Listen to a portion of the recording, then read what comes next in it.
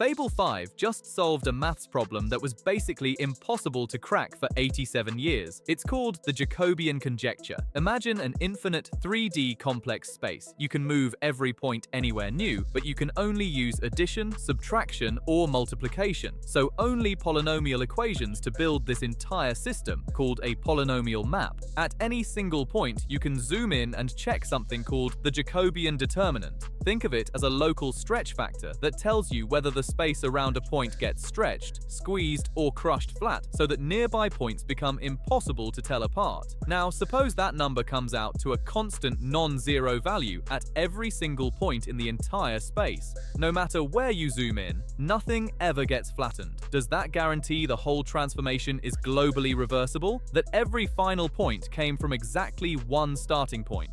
Or could two completely different starting points still end up in the exact same place, even though everything looks perfectly fine up close? That's the core of the Jacobian conjecture. For 87 years, mathematicians believed the answer was yes. They tried to prove that if your polynomial equations followed those rules, the space would always be reversible. Nobody could prove it or disprove it. Then came Fable. Researchers gave it the problem, let it reason from first principles, and it found something nobody was expecting: a polynomial map with a Jacobian determinant of -2, where a single endpoint could be traced back to 3 different starting points instead of 1. First posted by Levent, the result still needs peer review. But if it holds up, Fable just settled one of the biggest problems in mathematics. The funny part, you can even talk to Claude about it and watch it lose its mind.